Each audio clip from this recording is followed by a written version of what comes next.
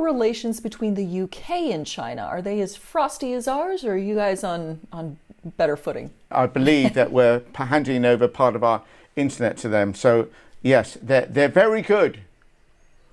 They're wonderful people and definitely not dictators. And the other nice thing about them, they never spy on anyone. So I'm absolutely. Sure, yeah. And if they did, they'd have a really good reason. Hello, everyone, and welcome to a very special relationship, the show that is more continental than a hotel breakfast. I'm your host, Andrea Bridges-Smith, hailing from the westward side of the Atlantic, and with me from the motherland back east is my co-host, Matt Johnston from the Interesting Times.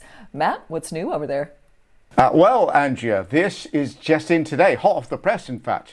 You know, we keep saying Boris Johnson's finished, and then we feel the need to say he's finished again. He's sort of like the Michael Myers of politics, except Michael Myers obviously brushes his hair once in a while. Well, Boris Johnson, as you know, walked out of his job as an MP rather than face the consequences of his actions for lying to Parliament a couple of weeks ago.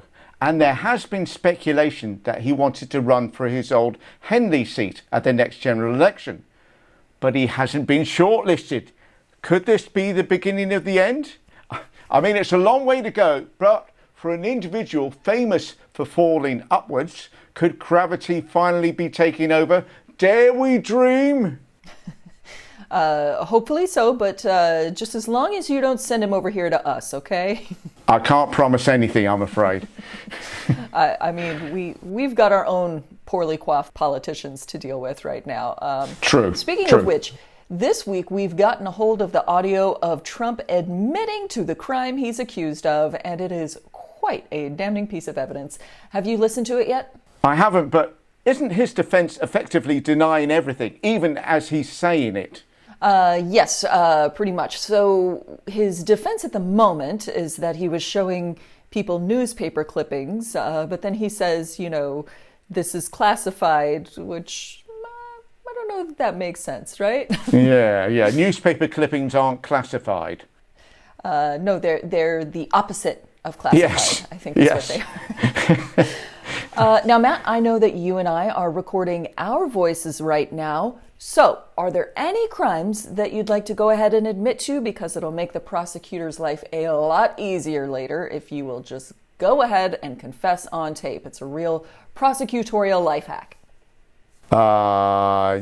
Yes, okay. All of my material I use on the Interesting Times isn't really mine. It's actually based on the things that the Conservative Party says and does. Now, is that stealing? No, I think actually in the hip-hop world that would be called sampling, so you're good. Which is more than can be said for the Conservative Party. But yes, exactly. So Matt, we have come to your favorite part of the show, royal news. I know how much you love it. And it looks like old Prince William's gonna solve homelessness by hurling money at the problem, which is honestly a pretty sound approach. What do the Brits think of this initiative? Are they happy about it because he's doing some good? Or are they looking at the pile of rubies and emeralds that sort of trails behind him when he walks and thinking, you should have done this years ago. It's too little, too late. Yeah, well, I think I may have mentioned that the royal family are the world's biggest owners of real estate, right? I mean, for instance, Buckingham Palace has 775 rooms. And that received a partly taxpayer-funded restoration grant of £369 million. So for those keeping score, that's 123 times the size of the £3 million that William's charity is donating to homeless. I mean, look, the least that they could do is just, I don't know, Airbnb Kensington Palace or something like that. Maybe I'm being a little bit cynical here. I'm sure he has the best intentions to help people. So, speaking of royalty, or in this case, ex-royalty, I understand there's some news from across the pond, Andrea. Is that right? Yes, that is right. So apparently Netflix is madder at Harry and Meghan than Charles is, and that's really saying something. So the couple were hired to produce a lot of content for both Spotify and now Netflix. But so far, they've only produced a little bit of content, and people are not loving it. So it hasn't been the ratings bonanza that Netflix was hoping for. But, I have to sympathize with them. It's kind of hard to feel that sense of urgency to go out and make some cheddar when you've already got 16 bathrooms, Like, what's left to go make money for when you already have I'm BFFs with Tyler Perry money? Well, they made their bed, and so they have to lie in it. That is, according to a lot of the British newspapers anyway. I don't know. Right. So after that, and indeed Spotify, where I understand they also people weren't particularly impressed with what they produced. I have to ask, what are they going to do next? I mean, keeping up with the Sussexes? Yeah, well, we have a show over here called I'm a Celebrity, Get Me Out of Here. Do you have that in the States, Andrea? Have you heard of that? I've heard of it. We don't have that exact show, which is a shame because I love the title, but we do have some similar ones. Well, in the past, I'm a Celebrity, Get Me Out of Here has been used by celebrities to relight their careers and make quite a bit of money to boot, pay off a few tax bills, that sort of things. Yeah. Now, I get the feeling for Harry and Meghan, it's surely only a matter of time before they're, nibbling on kangaroo penis. That's, by the way, that's one of the Bush Tucker trials that the celebs have to do in order to get some food and treats and things like that. Honestly, you have to watch this. Well, I'm just a commoner, but if you try to serve me kangaroo penis, I will definitely get out of there. Given that this is British cooking, I'm guessing that kangaroo penis is maybe boiled? Yeah? Yeah. Yes, absolutely. It's one of our national dishes, for goodness sake. Yes. Terrific. That sounds delightful. Shall we get back to the politics? Sure. I see that your president has called President Xi a dictator. It's an accusation that China has strenuously denied, calling them absurd and irresponsible, and they will definitely lock up anyone that repeats them. Yes, and I have to ask everyone to please spare a thought for poor Antony Blinken, our Secretary of State, who flew over to China to mend fences and, have productive conversations with the Chinese government, and then immediately had all of his hard work undone by Biden in just an instant. Like, the turbine on his airplane hadn't even stopped spinning all the way before Biden just wrecked it all by calling the Chinese president a dictator.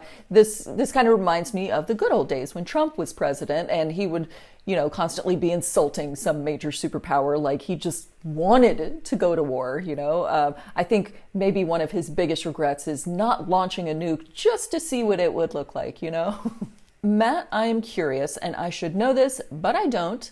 How are relations between the UK and China? Are they as frosty as ours, or are you guys on better footing?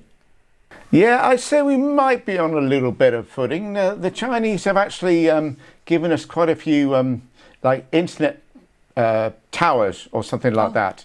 Okay. I'm not big on the tech speak, but I believe that we're handing over part of our internet to them. So yes, they're very good. They're wonderful people, and definitely not dictators. And the other nice thing about them, they never spy on anyone. So I'm absolutely. Sure, yeah. And if they did, they'd have a really good reason.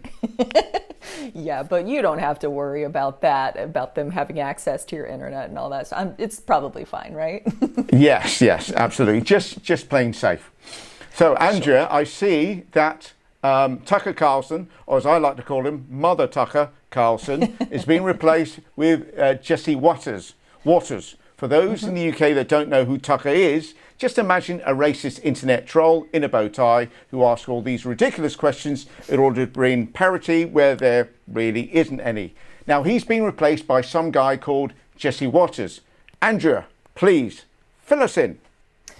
Well, I would love to, but like most Americans, I was like, who? I truly don't know this guy that well, but I bet I will just as soon as he starts saying things that are wildly inappropriate. And Oh, you know what? I'm being told that we are actually covered there. So I look forward to being continually outraged by him for the foreseeable future. Good stuff.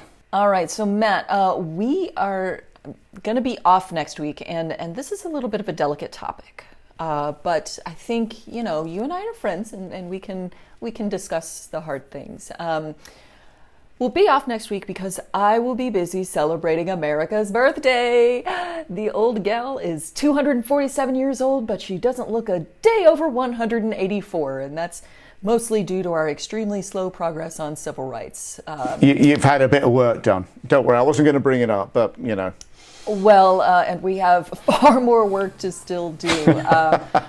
But Matt, I want to be sensitive to you guys here because while this is an exciting time for us, we are essentially celebrating our conscious uncoupling from, you.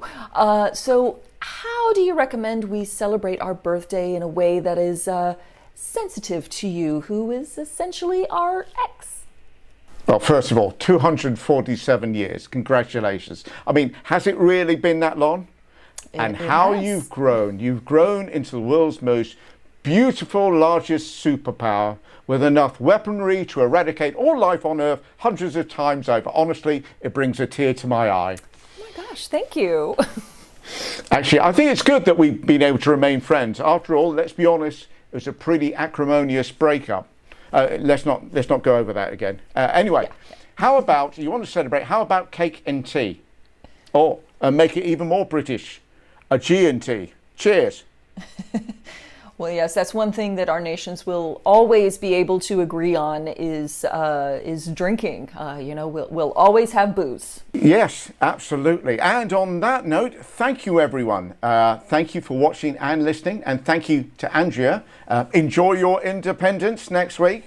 And Will do. Andrea's channel for US political comical calamity, easy for me to say, is at Phoenix News Network. And mine is at Interesting Times UK. Subscribe to both and get both. And we'll see you all on the 12th of July. Take care. So long, everyone.